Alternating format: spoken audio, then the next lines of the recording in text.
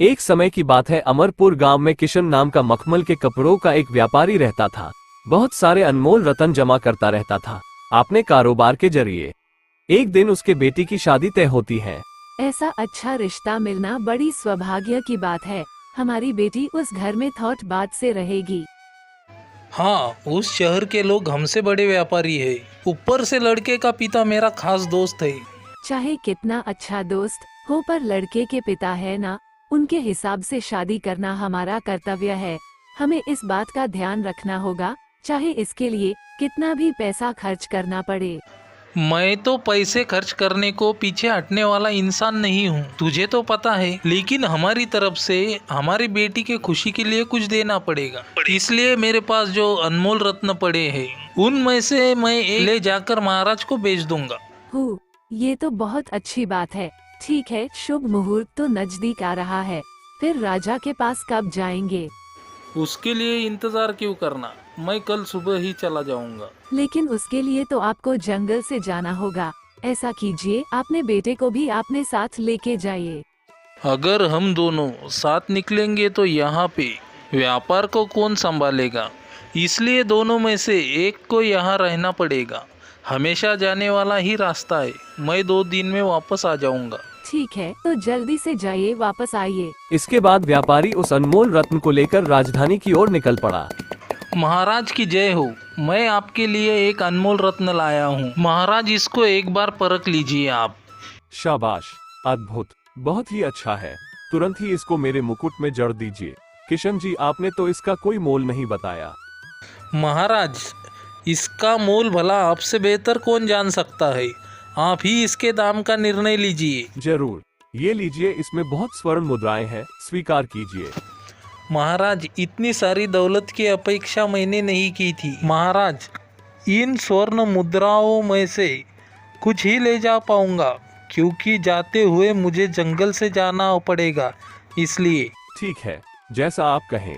जितनी जरूरत अभी लेकर जाए, बाकी बात जब जरूरत पड़े लेके जाना। जरूर महाराज। अगली बार आऊंगा तो मैं अपनी बेटी की शादी की आह्वान पत्रिका लेकर ही आऊंगा। आपको विवाह में जरूर पधार कर वधू वर को आशीर्वाद देना है। इसके बाद किशन महाराज के दरबार से अपने गांव की तरफ जाने लगता है।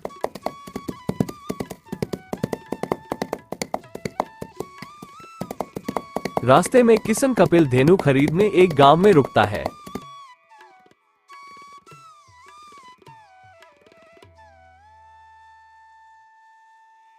फिर किशन वहां के बाजार में जाता है। वहां जाकर कपिल धेनु को बेचने वाले व्यापारी के पास जाता है। आइए आइए सेठ जी, आपको जितनी भी गाय चाहिए हमारे पास है। इनमें से आप किसी को भी ले लीजिए, रोज कम से कम 2 शेर दूध जरूर देगी। आपको कौन सी पसंद है, देख लीजिए।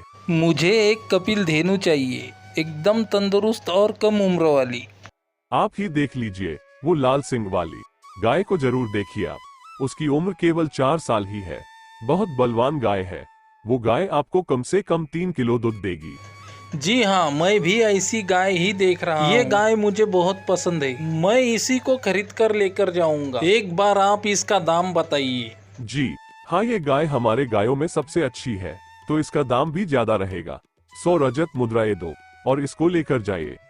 100 रजत मुद्राएं बहुत ज्यादा दाम हो रहा है। सही दाम बता दीजिए। सेठ जी, मैंने तो कहा ही था आपको, सबसे अच्छी गाय दे रहा हूँ मैं, तो इसका दाम ज्यादा लग रहा है, तो इनमें से दूसरी गाय 50 मुद्रा में दे के ले ले। ठीक है, ये लीजिए 100 मुद्राएं। मैं इसी गाय को ले जाऊंगा, तो फिर इसके बच्चे को भी ले जाऊंगा। हम माँ बच्चे को अलग करने वाले नहीं है सेठ जी, इसके साथ आप बच्चे को लेकर जाइए। मैं तो घोड़े पे जाऊंगा ना, तो फिर ये गाय और उसका बछड़ा भी पीछे पीछे आ जाएंगे। दोनों को मेरे घोड़े के साथ बांध दीजिए। और एक बात ध्यान रखिए, बार बार मुझे पीछे मुड़कर देखना ना पड़े। उसके गले में घंटी बांध दीजिए। जब तक घंटी बजते रहेगी, पीछे मुझे तसल्ली होती रहेगी। ये घंटी इनके गले में बांध देता हूँ। ये देखिए, घोड़े के पीछे बांध दिया है। दोनों को पीछे मुड़कर देखने की भी जरूरत नहीं है। आपको लेके जाइए। किशन घोड़े पर सवार होकर आगे चलने लगता है और पीछे पीछे गाय बच्चे के साथ आती है। हाय राम, आज तो मैंने कपिला खरीद ली। अब सोना खरीदूंगा तो काम पूरा हो जाएगा। किशन अपने पास रखे धन से सोने के गहने खरीदकर अपने घर जाने लगता है। इस तरह कुछ दूर जाने के बाद गाय के गले में घंटी बांधकर बहुत अच्छा काम किया। अब तो मुझे पीछे मुड़कर नहीं देखना होगा, आराम से जा सकता हूँ। किशन कुछ दूर आगे सफर तय करने के बाद बहुत जोर से प्यास लगी है। नज़दीक में किसी तालाब के पास रुक के जाकर कुछ पानी पीऊंगा। हाँ, वहाँ पर तालाब दिखाई दे रहा है मुझे। घोड़े के पीछे तो गाय बंधी थी। ये क्या, बीच में किसी ने गाय को चुरा लिया। फिर गाय की घंटी जो बज रही थी वो कहाँ बज रही थी। हे राम, कितना बड़ा चोर है। घोड़े के पूंछ को घंटी बांधकर मेरी गाय को चुरा ले गया। बहुत चालाक है। कौन हो सकता है ये चोर। हाँ, अब अगर पीछे जाकर देखूं तो वो चोर शायद मिल सकता है। किशन पछताते हुए आगे पैदल चलने लगता है। इतने में एक वहाँ का रहने वाला आदमी किशन को देखकर उसके पास आता है। मैं इस दुनिया में अब जिंदा नहीं रहूंगा। मैं अभी के अभी तालाब में कूदकर आत्महत्या कर लूंगा। इतना बड़ा धोखा देते हैं क्या। अगर मेरे पास पैसा नहीं है तो इसका मतलब क्या मुझे कोई इज्जत नहीं देगा। मैं अभी परेशानी नहीं झेल सकता, मुझे आत्महत्या करनी ही पड़ेगी। ए रुक रुक, दिखने में तो तू पूरा 20 साल का भी नहीं हुआ है। आत्महत्या करने पर क्यों तुला पड़ा है। बता क्या बात है, तुम्हारी तकलीफ क्या है मुझे बताओ। मैं वचन देता हूँ तुम्हारी जो भी तकलीफ है सुलझा दूंगा। देखिए, आप मेरी मुश्किल को दूर नहीं कर सकते। इतने में वो आदमी तालाब में छलांग लगा देता है। अरे ये क्या, ये तो देखते देखते तालाब में कूद गया। गुस्से में फैसले लेने का अंजाम ऐसा ही होता है। अब तो मुझे इसको बचाना होगा। ये सब सोचते हुए किशन उसके पीछे उस पानी में छलांग लगा देता है। ये कहाँ गया, पानी में डूब गया क्या वो।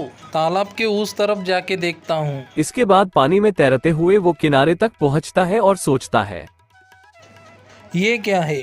कितना ढूंढा पर वो कहीं नहीं दिखा। अब तक तो जान गंवा बैठा होगा वो अजनबी। अभी फिर से उसे ढूंढने नहीं जा सकता क्योंकि पहले से मैं बहुत थक गया हूँ।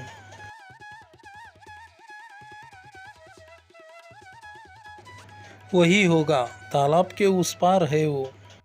हे भगवान, वो तो जिंदा है। इस तरह किशन को इस हालत में देखकर गांव का वो आदमी उससे पूछता है, आपको देखकर मुझे तरस आ रहा है। आप तो बहुत अच्छे आदमी हो, मगर मैं अपने पेशे का द्रोह नहीं कर सकता। आप बुरा मत मानिए। आपके कपड़े और आपका घोड़ा मैं लेकर जा रहा हूँ। अरे बहुत चालाक है। मेरे घोड़े को चुराने के लिए खुदकुशी का इतना बड़ा नाटक किया। खामखा मैं उसके लिए उस तरफ से इस तरफ तक तैर के बहुत थक गया हूँ। अब मैं क्या करूँ, सारे कपड़े भी चुरा कर ले गया उस चालाक चोर ने। अब तो हाथों में फूटी कौड़ी भी नहीं छोड़ी। अब क्या करूँ, फिर से राजधानी जाके महाराज से सारे पैसे मांग के इस बार सतर्कता से घर पहुंचना है मुझे। किशन इस हालत में पैदल राजधानी जाने लगता है। तभी रास्ते में उसे एक आदमी मिलता है और कहता है, अरे आप कौन हो और इस घने जंगल में पैदल क्यों जा रहे हो। ये भी कोई चोर या धोखेबाज है। फिर भी मुझे धोखा देने से क्या मिलने वाला है मेरी धोती के अलावा।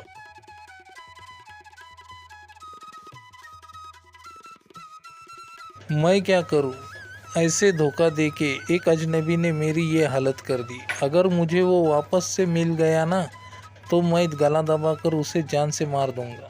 बाप रे, आपने तो अपनी सारी चीजें गवा दी है। तो फिर आप ऐसे धोती में जाओगे राजधानी तो बिल्कुल अच्छा नहीं लगेगा। कम से कम ऊपर कुछ तो कपड़ा पहनना पड़ेगा आपको।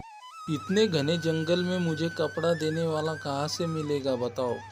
मैं आपको एक कपड़ा दूंगा, मेरा घर यहाँ पर नजदीक ही है। ये लीजिए कपड़ा। मैं बहुत गरीब आदमी हूँ लेकिन मेरे पास ये एक ही कपड़ा है, आप बुरा मत मानिए। मैंने तो तुम्हें धोखेबाज समझा था लेकिन तुम तो भले आदमी निकले।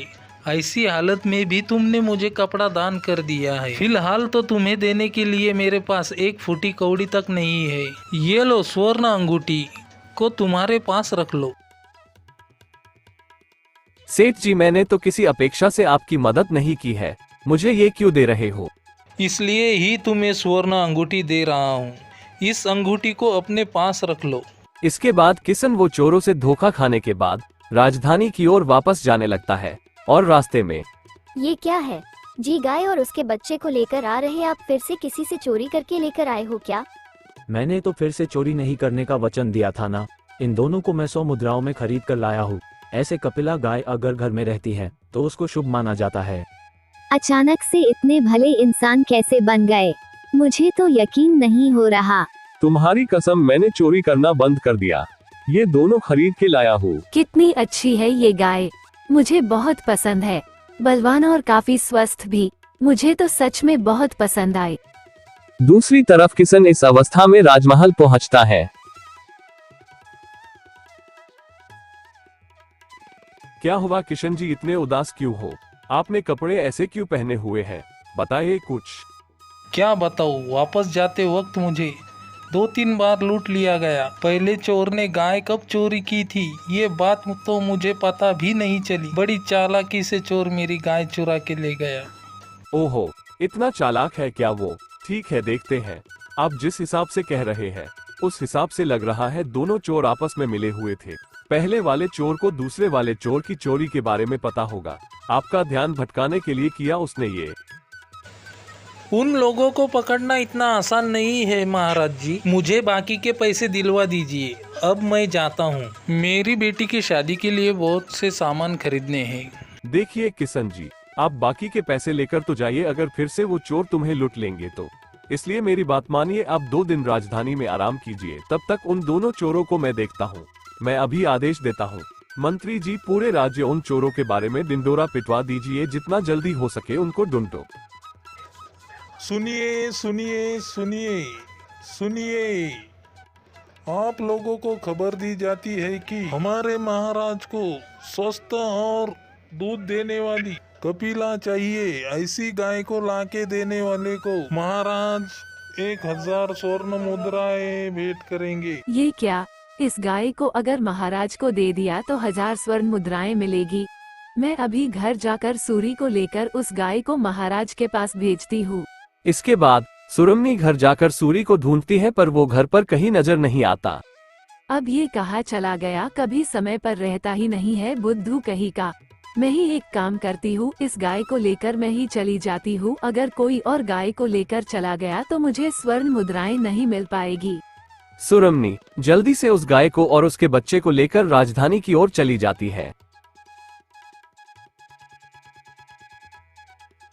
देखो किशन जी, इन गायों में से कौन सी आपकी गाय है जो चोरी हो गई थी? ठीक से देखकर बताइए। हाँ वही है महाराज। उस औरत के पास जो लाल सिंग वाली गाय है वही मेरी गाय है। इसे ही जाते वक्त खरीदा था मैंने। सिपाहियों, उस औरत को गिरफ्तार कर लीजिए। उस गाय को यहाँ पर लेकर आओ। मैं तो पहले से ही जानती थी कि मेरी गाय महाराज को पसंद आएगी। ले जाइए और 1000 स्वर्ण मुद्राएं मुझे लाकर दीजिए। क्या तुझे 1000 स्वर्ण मुद्राएं चाहिए? हमारे साथ आओ, 1 साल तक कठिन कारावास का दंड मिलेगा। आओ। कौन हो तुम? मेरे मित्र की गाय को कैसे चुराया तूने? महाराज मुझे क्षमा कर दीजिए, कल मेरे पति घर लेकर आए थे। उन्होंने मुझसे कहा इसे 100 मुद्राएं देकर खरीदा है। मैं सच कह रही हूँ, मुझे गाय चुराने के बारे में कुछ नहीं पता। यकीन कीजिए महाराज। ठीक है, इस औरत को रखकर इसके घर जाकर इसके पति को लेकर आओ। महाराज के सैनिक सुरमनी के पति को लेकर आते हैं। महाराज, इसने ही गाय को चुराया था और इसने पहले भी बहुत सारी चोरी की थी। महाराज, हमने तो इसको बहुत कठिन दंड दिया था मगर ये सुधरा ही नहीं। इस बार तो छोड़िएगा मत महाराज। क्या रे, गाय के गले में बंदी घंटी को घोड़े के पुछ पे बांध कर बहुत चालाकी से तुमने गाय को चुरा लिया, ऊपर से मेरे दोस्त को भी लूट लिया। इसको 10 कोड़े के साथ साथ 2 साल की कठिन कारावास में बंद कर दो। महाराज, मुझे क्षमा कर दीजिए। मैं फिर से चोरी नहीं करूंगा महाराज। मुझे छोड़ दीजिए महाराज। ठीक है, तो फिर दूसरा चोर कहाँ है मुझे बताओ, जिसने आत्महत्या का नाटक करके मेरे दोस्त का घोड़ा और कपड़े चुराकर भाग गया था? कहाँ है वो बताओ। मुझे नहीं पता महाराज, मुझ पर यकीन कीजिए। इसके घोड़े और कपड़े कौन लेके गया मुझे नहीं पता। इतने में रंगनाथ एक युवक को एक रस्सी से बांधकर लाता है। ये कौन है? इसके हाथ क्यों बंधे हुए हैं? आखिर क्या बात है? महाराज, मैं किशन सेठ का बेटा हूँ। इसी ने बड़ी चालाकी से घोड़े को चुराया था। असल बात यह है कि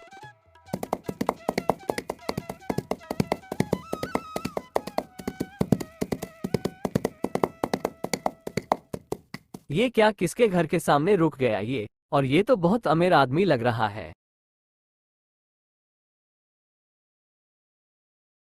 ये कौन है तू? ये घोड़ा तो हमारा है। पिताजी कहाँ पर है? चुपचाप ठीक से बको, नहीं तो मैं 4 कोड़े लगाऊंगा। अरे नहीं नहीं, मुझे मत मारिए, मुझे क्षमा कर दीजिए। मैंने आपके पिताजी को धोखा देकर उनके कपड़े, सोना सब कुछ चुरा लिए थे। मैं घोड़े को काबू नहीं कर पाया तो ये सीधा आपके घर आकर रुक गया। ऐसे हमारा घोड़ा सीधा भागते आपने मालिक के घर के पास रुक गया। इस आदमी ने ही हमारे सोने को चुराने की कोशिश की थी महाराज। इसको भी अभी के अभी बंदी बना लो। 2 साल तक कठिन कारावास की सजा देता हूँ इन दोनों को।